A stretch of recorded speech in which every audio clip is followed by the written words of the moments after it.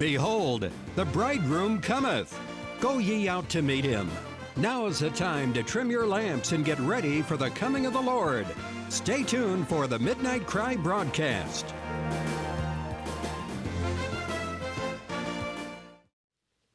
I don't know. Lately I've been thinking about, a word for God's people to help us in our battles. But I don't know. I keep coming back to something that I feel like is necessary. And I want to go back to a passage in Matthew 25 that really, from which the name of the ministry that we are part of was taken. And I feel like there's a need for the Lord's word to be spoken plainly. Because it's one thing to come and participate and sing the songs and do all of that, but I'll tell you, that's not enough. There's something else the Lord must accomplish. And that is highlighted in this particular passage. And for right now, I'm just going to read it. And this was, in the context, Jesus was talking about his coming, the end of the age, some of the things that were going to happen. And he gave little snippets of, this is a picture of it, this is a picture of it, and so forth, different aspects of that coming. And this is one of them. It says, at that time, the kingdom of heaven will be like 10 virgins who took their lamps and went out to meet the bridegroom. Now, just to stop and say, this was Jesus taking from a custom of the time. When people had weddings, there were certain rituals they went through. I remember being overseas and observing some of these, and they're quite different from ours. I remember one time in India, in a hotel, waking up to what sounded like gunfire. It turned out to be firecrackers. And part of the tradition there was that the bridegroom would arrive this was a Saturday morning, and he would arrive with a wedding party, and they would shoot off firecrackers as he arrived. Well, I'm glad that's what it was. But in this case, there was a custom where some young maidens would gather and would escort the groom to the wedding feast. And so that's what he's taking off on that. He's going to draw a certain lesson from, from that custom, okay? But in this case, of the 10, 5 of them were foolish and 5 were wise. The foolish ones took their lamps but did not take any oil with them. The wise, however, took oil in jars along with their lamps. The bridegroom was a long time in coming, and they all became drowsy and fell asleep. At midnight, the cry rang out, "Here's the bridegroom, come out to meet him." Then all the virgins woke up and trimmed their lamps. The foolish ones said to the wise, "Give us some of your oil, our lamps are going out." "No," they replied, "there may not be enough for both us and you. Instead, go to those who sell oil and buy some for yourselves." Excuse me. We're getting there. Thank the Lord. All right. But while they were on their way to buy the oil, the bridegroom arrived. The virgins who were ready went in with him to the wedding banquet, and the door was shut. Later, the others also came. "Sir, sir," they said, "open the door for us." But he replied, "I tell you the truth, I don't know you. Therefore, keep watch, because you do not know the day or the hour." And so there are many very sobering things that the Lord communicated to his disciples about the time of his coming. And I want to avoid trying to make something out of every little thing. I think we can go to an extreme in some of that, and I undoubtedly have in the past. But there are some very clear lessons. One of them is the sense of being ready. That when the events that will overtake the end of the age, and especially the coming of Christ, will be a total shock to this world. It will be, as Jesus said in one place, when people least expect it. And we know that the condition of the world is not going to be a good one. He pictures that in many places where The days of Noah, for example, are given as an example. And, we know what that period was like when God said the imaginations, what people were thinking, what they believed to be true, what they lived for. Every bit of it was darkness. It was against God. Their imagination was, in his words, evil. And it wasn't just occasional mess-ups. This was evil continually. This was a direction. This was a deliberate choice that had been made by people to reject what they knew about God and to simply live for their own earthly desires. And as far as they were concerned, that's what life was about. That's all there was. And so, if they even heard Noah and his warning, they obviously dismissed it. And you don't even get the sense that there was any interest, any movement going on. So I think that alone is a picture of the end of the age. And we talk about darkness being, that being a time of darkness. It certainly is. In the New Testament, Paul warns of a time when, because men refuse to love the truth. See, that's the reasoning. That's what's behind this. This isn't God saying, I'm done with you. This is men making a choice, saying, I will embrace what I want to embrace. I reject you. There's a deliberate choice being made. I want that to get very clear today.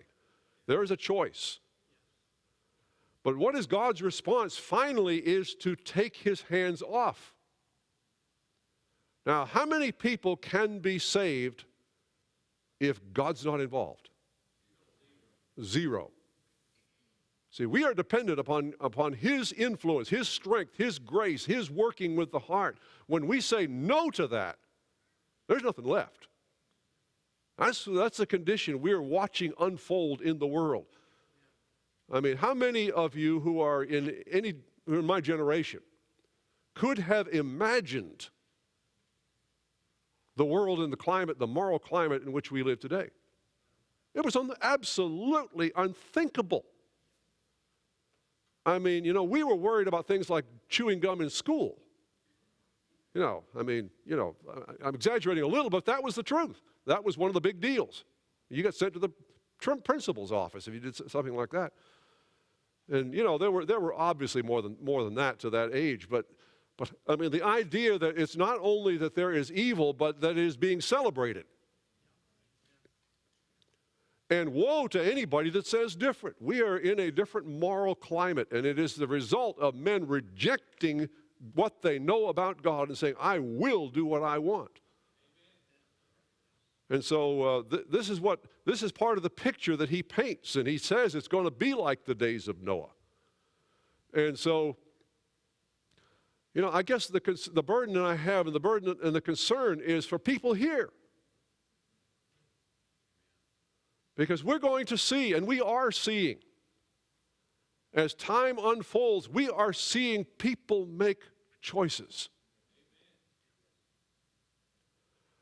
And, on the one hand, I don't want to stress over it as if somebody makes a choice and it's my fault. If that were the case, Jesus was a total failure. How many thousands and thousands and thousands of people followed him, celebrating his miracles, who utterly rejected what he said and went on as they were. But see, Jesus wasn't stressed out about it, was he? He knew that everyone that the Father had given him was going to come. Now, you can go to I don't know, this is not organized, and I'm sure it will sound that way. But I don't want to paint the picture that God just arbitrarily picks people. There's a reason. There is something going on. There is an interaction between a human heart and God, where, yes, we're dependent on him, but he is not willing that any should perish. He wants everybody to come. There is a reaching out of God's heart to a human heart. It's not about external stuff. It's about the heart. And I'll tell you, when the heart says no, there comes a time when God steps back and says, I will leave you to your delusion. It is a fixed belief that just absolutely has such control over a person, they're absolutely sure they're right and they're wrong. Did not Solomon, with his gift of divine wisdom, say that there is a way? It seems right. I mean, you know, if you've talked to somebody and you can't convince them, they're sure that they are right. And yet looking on, you know, my God, you are in delusion. You have no clue what's going on. You're headed down a path to a cliff. You know, surely it must sadden God's heart. I know it does. To see the course of people. You know, it says about the rich young ruler who turned and walked away. Jesus explained that he was going to have to give away his riches. Now, that was not a blanket kind of thing, but for him it was. Him, it was the issue. It was the issue of his life, his heart, his will. Everything about him was wrapped up in his possessions. And the idea that in order to have eternal life, he had to give that up, well, I'll choose this. What a foolish choice, but it's the choice everyone makes in one form or another if they say no to him. Here's a God who has fashioned us for an incredible purpose, that we should know him, who is the source of life, who is the source of love, who is the source of everything that is possibly good in the universe, and he longs to share all of that, to leave us with our uniqueness, our individuality. He doesn't squelch that and make robots out of us, but when his life is joined to our uniqueness, it makes something that is incredible. That's where he's going. But that's what the human race, in its fallen, deluded condition, is saying no to. And I started to talk about the fact that I believe God's burden is about people that are here. We see from time to time people will just walk away. And what's going on? It's, I want to live my life. It's my life. You know, that's the issue. Whose life is it? You know, you can do all kinds of things and you can dress up the issue any way you want to. But when it comes right down to it, it's a question of ownership. And the human race is so natured that it will take the life that it finds itself in possession of and say, well, this is my life. I feel all kinds of desires arising within me, so my purpose is to simply gratify those, to follow my heart, to do as I please. And that becomes the guiding principle of their lives. But many times people will come in and be exposed. They might grow up in it. They might just come in and they are exposed to the truth. That you were not created to be your own God. It doesn't work that way. There's a bad end, and we see the fruit of people seeking to be their own God in the condition of the world and the wickedness that's here. And God's voice, I believe, is still going out, yearning to reach out to people who are making choices and don't understand, there's no one that's going to be able to say on that day, God, you just picked me to go to hell. I didn't have a chance. And he's going to point back, do you remember? Do you remember? You remember when I spoke to you? And you made an excuse and you sidestepped it and you found a way to do what you wanted to do. But one of the ways that people respond to the gospel, if you will, is to be exposed to it and to walk away and say, it's my life. I will not stay where that voice is being proclaimed. I will go out. I will do my thing. Oh my, they have no idea. When they shall say, peace and safety, sudden destruction will come upon them, and there will be no escape. That's how serious this is. This is not about religion. It's not about the Bible Tabernacle or Midnight Cry Ministries or all these things. You know, we have our ideas, we externalize stuff. Did not God say to Samuel, men look on the outward appearance, don't they? See, we go by what we see on the outside, but God looks at the heart. I'm sure we have people here that are pretty flawed. God's still got a lot of work to do on you. He does on me, for sure. But you know, if your heart's given to the Lord, He's going to take care of all that. But you might have somebody else, and if you look at them, you say, oh, aren't they a wonderful Christian? But they've learned to act the part. They've constructed this external persona, if you will. And it's kind of like a mask they put on. Now, if they suddenly were to take a trip to Las Vegas, you might see something different if nobody else was around. But you know what I'm talking about. What we're about here is not a matter of conformity to a religion. It's got to go way beyond that. You know, as I was thinking about all this, I guess my focus came back to the virgins, because I don't know how long this is going to go, but I'm just going to look to the Lord. But here you have people who, by all profession, all appearance, in a time of great darkness, were nonetheless all together. As far as anybody could tell, they were all waiting for the bridegroom. Anybody looking on could not have told the difference.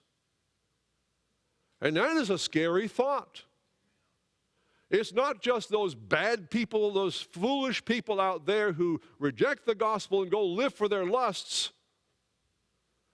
There are people sitting in church pews who profess to know the Lord, who profess to be walking with Him, ready for His coming, expecting to be received,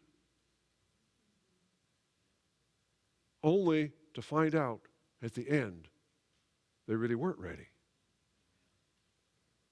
And how easy is it for what we do here to never get beyond the external? Now, I'm partly thinking about young people growing up, and I understand that there has got to come a time, when it becomes personal.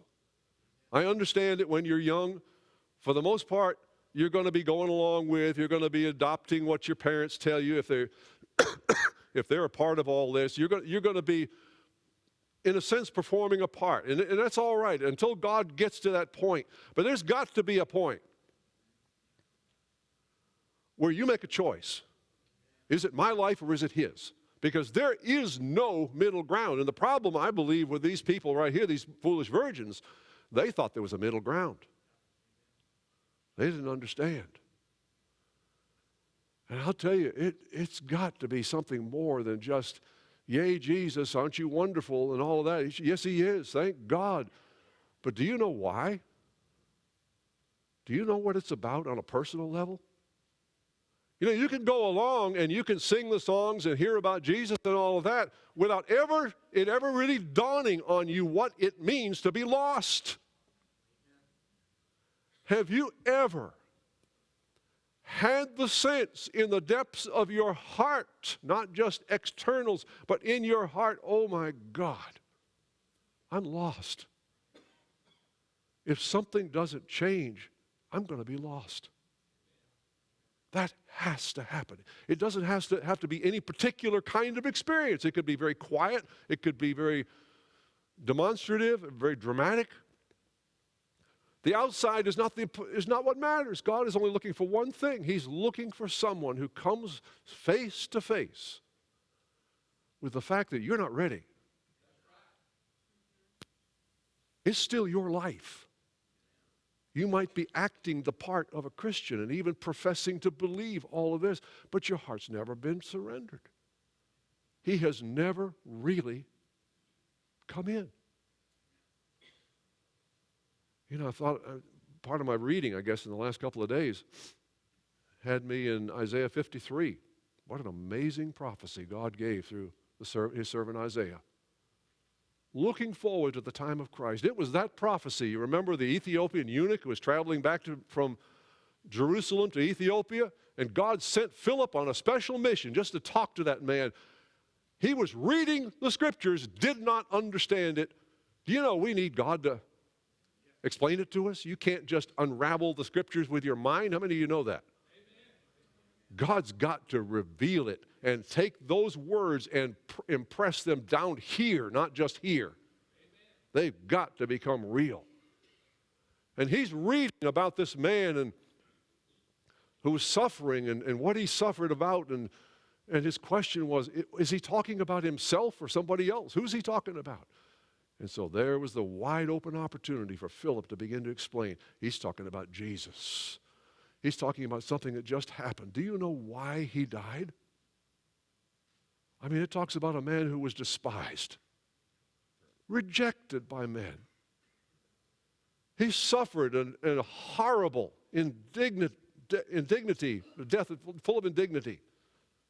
Humiliation, I guess is the word I was looking for. Couldn't have been anything worse from a human standpoint that was inflicted upon him. And what was the reaction of the natural people around him as to why this was happening? Did they understand it? No, they thought he was getting what he deserved. This is a bad guy. God is making sure that he's taken care of. But do you know why he died?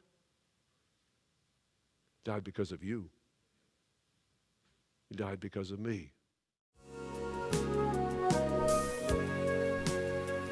This has been the Midnight Cry broadcast. If you would like a DVD or CD of today's message in its entirety, please request it by program number. While it is not required, a donation of $10 for DVDs and $5 for CDs is suggested to help with expenses. Also, for those who request it, we will send you our quarterly publication, The Midnight Cry Messenger, free and postage paid. Send your requests to Midnight Cry Ministries, Post Office Box 685, Southern Pines, North Carolina, 28388. We invite you to join us again next week at the same time, and may God richly bless you until then.